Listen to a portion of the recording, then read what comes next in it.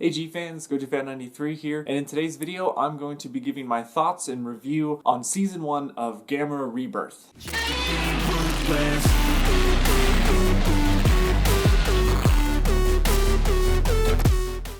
Gamera Rebirth is a new Netflix series that released on September 7th and is pretty much the newest installment of the Gamera franchise since like 2006, since Gamera the Brave.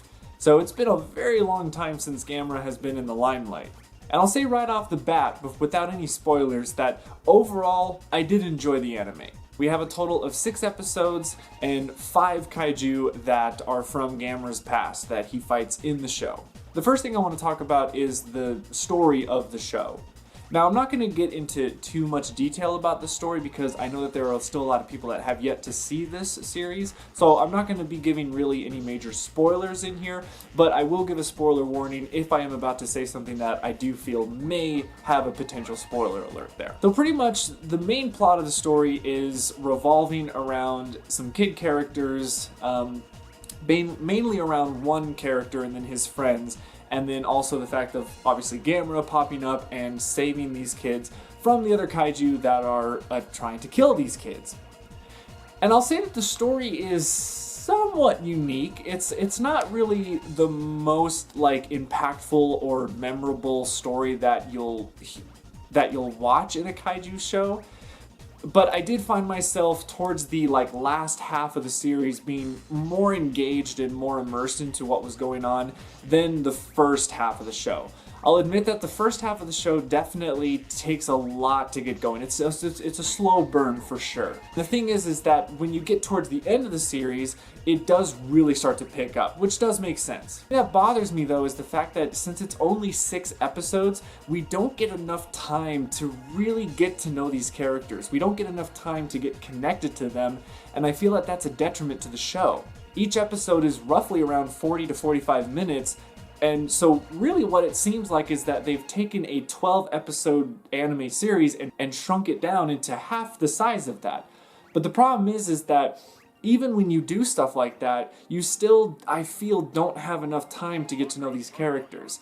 And some of the backgrounds with these characters are things that they divulge later in the show. So the beginning of the show, we really don't know much about these characters until way later on, when I feel it would have been better to know more about the characters' backstories earlier so that I would have gotten connected to them sooner, or have some relatability to them sooner. I don't remember all of the kids' names, but I'll say that the main cast of characters, they're not the most memorable. And I've always had an issue when it comes to kid characters in shows, especially kaiju films. It just seems like children in kaiju films just don't go well together. And especially in the Gamera series, it's very, very tricky to get kid characters right in the show.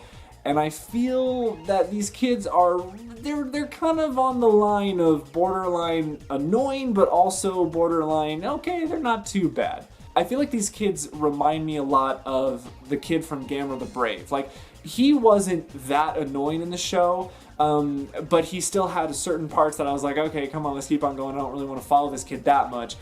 But there are the other characters that do interact with the kid characters, I feel helps sort of alleviate the fact that we're just following kids for the whole show.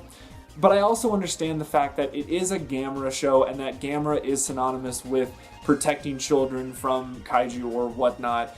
So I understand that they sort of have to continue the roots of Gamera, but there are just some parts in the show that I wish would have been done better, or parts that just were cut out. Like, there's a lot of things in the show, especially in the first few episodes, that I feel are just parts that just don't even really need to be there. Like, and a lot of unnecessarily use of swear words, especially the F-bomb. I don't know, there was something that was very off-putting with it. And I don't know if they're trying to reach a more adult demographic, but it's like, it just seems kind of weird, but I guess also at the same time, children really talking like that is probably more realistic than we think it is. But I'll say the main characters, they're not too bad, but I really don't have a favorite out of the whole cast.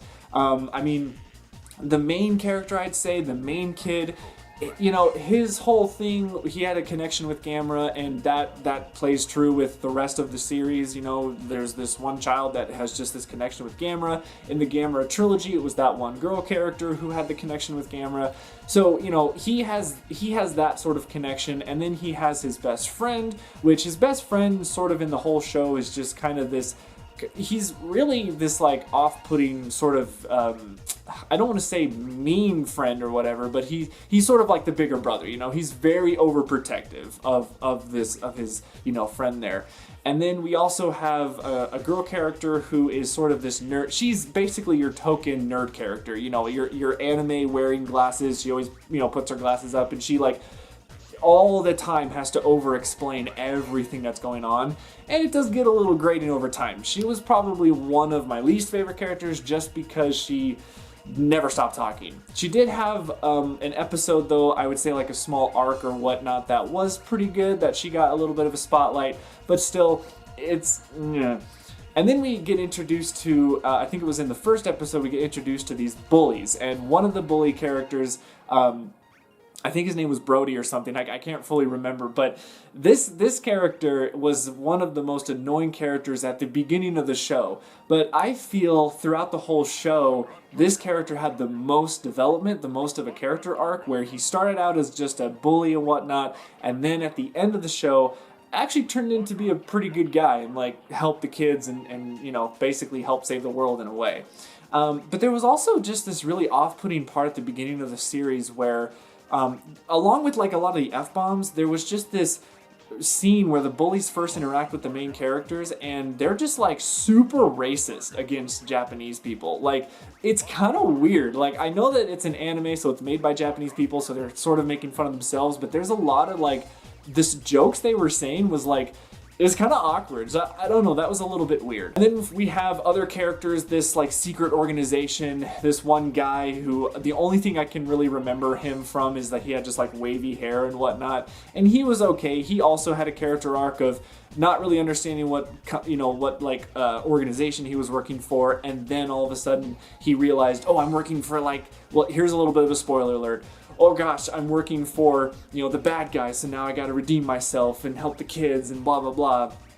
And then we have, I think, one of the leaders of this organization that is this female character, and she, at first, I will admit, another spoiler alert here, I will admit, I actually did not see her twist at when it happened. Like, there was a twist with this character where you think she's a good guy, but actually she turns out to be a bad guy. And I will admit, I did not see it coming. I really thought that she was a good guy because she was trying to be real nice to the kids, trying to really butter them up, like, I'm your friend here. And they actually were making it kind of twisted where she was the good guy and the guy was actually going to be the bad guy, but it was actually reversed with those characters. So that was kind of cool. I do like that. And then, of course, the main plot where Gamera, you know, we sort of get a little bit of his origin where it sort of stays true to, I would say, the Heisei version of Gamera, where he was made by this ancient civilization to protect humankind from other monsters or whatnot, because the other monsters that this ancient civilization made got out of control, so they made Gamera to take control of it. But in this series, from what I gathered, is that this ancient civilization, they made all these kaiju, got out of control, but then there was like a splinter group that took Gamera because they didn't want to have this, it was like this depopulation plan. So instead of like the kaiju actually sort of being out of control, they were actually used to depopulate, but they used this splinter group, this rebel group or whatever, took Gamera and made him to defend humankind or whatever, or from kids, because they were actually using kids as sacrifice or something like that. Very weird cult-like things, and it's crazy. I don't want to go too much in depth to it because I probably will miss a few things, so there's probably videos out there or wiki articles you guys can read more in depth about this, the lore of this series. But I'm assuming maybe if there is a season 2, we will learn more about this whole backstory and history of these characters and this ancient civilization. But really, when it comes to the story, overall my thoughts on it are it's fine. It's serviceable for the anime. It has a slow burn in the first half, and then the last half it actually starts to pick up and gets very interesting. So next I want to talk about the kaiju themselves. Of course, this is probably the best part of the anime is the kaiju. Holy crap. Now, in Gamera, all the kaiju that come back were from the Showa series. So in the show, of course, we have Gamera himself, but then we also have a lot of cool Showa monsters come back. I gotta say, I come from a background of really not liking the Showa Gamera series. I think those are one of the worst kaiju films out there. The first two Gamera films were not too bad, but anything after that, I really actually dislike. And I'll say though, I was a little worried that they were bringing back a bunch of Showa monsters because I was like, oh man, I wanted to see like, you know, Zetas or Legion or Iris, you know? But I'll say, the designs for the Showa characters, like the redesigns, are amazing. The monsters look fantastic in this show. Gamera himself looks amazing. Gamera actually looks like a combination of Gamera 3's design mixed with that 2015 conceptual trailer design, and it's like you mix those together and you get this awesome, just big, bulky looking Gamera, but he's still sort of like agile enough, you know, to fight, you know, kaiju, and so Gamera's design in this is flawless. And of course they use his famous roar. They don't use like a weird stock dinosaur roar that they did with Gamera the Brave. No, they stick to Gamera's roots and traditions, and this is Gamera. This is a quintessential Gamera look, design, character, version, or whatever. Really awesome stuff. And then when it comes to the other kaiju, they look fantastic. Gyaos looks fantastic. Virus is probably one of the most big changes with the character because his original design didn't really look that great, but Virus's design now looks really fantastic. Jiger looks pretty good too. I also really like how Jiger in the show started out as like multiple little Jigers and then he combined into one giant one, so that was pretty cool. Zigra also looks fantastic. I love how Zigra changed from this weird looking fish looking dude to more of this aquatic marine like kaiju, which makes a lot more sense to his character. But I will say my all-time favorite design change was Guron. Like, wow. Like, this was one of the most unique kaiju designs, and the way that he moves and fights is something that I have never seen before in the kaiju genre. This character, Guron, what they've done to him is fantastic. Such an upgrade from what the Showa design looked like. And then I have another spoiler alert. At the end of the show, the last episode, we get S-Gyaos, so like a super Gyaos, and which is kind of fitting because Gyaos is, I would consider him to be Gamera's archenemy, sort of similar how King Ghidorah is for Godzilla. And it was cool how the show ended with Gyaos coming back, but he was like just this giant force to be reckoned with, and it was a pretty cool finale. When it comes to the designs of the characters, they look fantastic.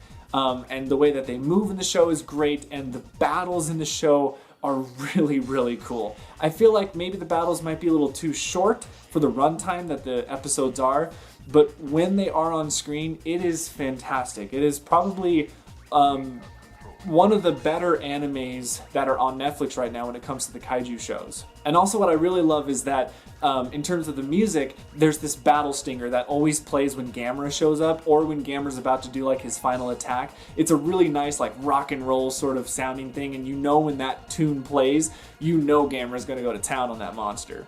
So the cast of kaiju in this show is fantastic, and I really hope that if we do get a season 2, they'll bring back maybe some of the Heisei monsters, and maybe they'll bring back Zetas from the Brave. So I really hope that that'd be cool, and also maybe some original kaiju. I think Gamera's due for maybe an original monster to pop up. So the next thing I want to talk about is the music itself. I already talked about the stinger that plays when Gamera fights.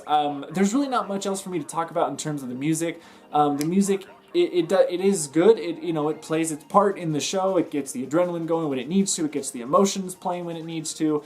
And also the intro and outro to the anime is fantastic. I love anime intros and outros. Those are like some of the best things. They're just such ear candy to me. And this show is no different. The intro and outro music is amazing. So music is good.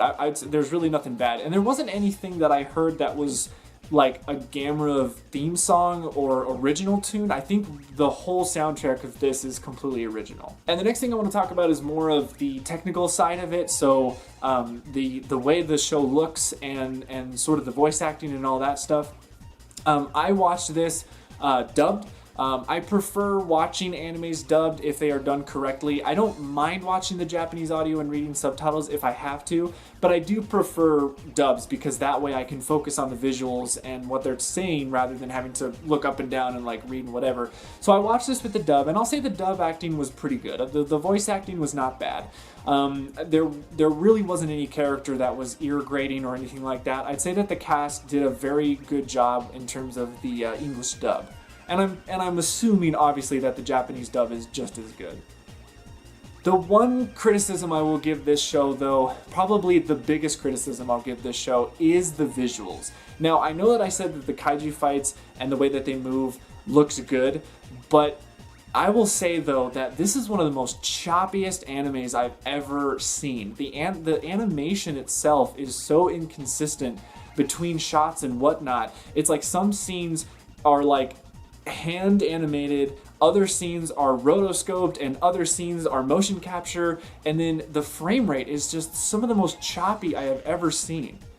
And I'm with you guys on this. I know that there's a big criticism in anime right now when it comes to, at least in the kaiju genre, when it comes to using 3D models and this whole 3D style instead of a traditional 2D art style. I'm with you guys. I'm getting a little tired of the CGI models and whatnot. I think Godzilla Singular Point did it the best because they used traditional art for the whole thing except for the monsters. But I understand why they used the CGI models for the monsters, because that, it's just a lot of work having to hand draw that each frame, so having a CGI model, all you have to do is just move the model and the animation's easier. They even did that for Attack on Titan. The earlier Attack on Titans were more complex because they had to, continue to draw the Titans or whatever, but even the Colossus Titan, they actually ended up making him a CGI model because it was less complex to animate.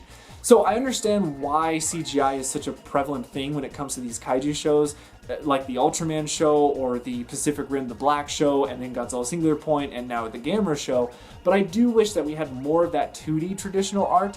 And there are parts in this Gamera series where they actually show flashbacks, and they actually show it as if it was hand-drawn animation, and the characters look so much better. And the one thing that I really disliked was how the characters looked in CGI. The human characters, they don't really look that great. And I think it's also due, in fact, with the choppy animation. Some of the times the frame rate is just like, it's like you're watching a PowerPoint presentation, and when the characters are moving, it's just like, it's so...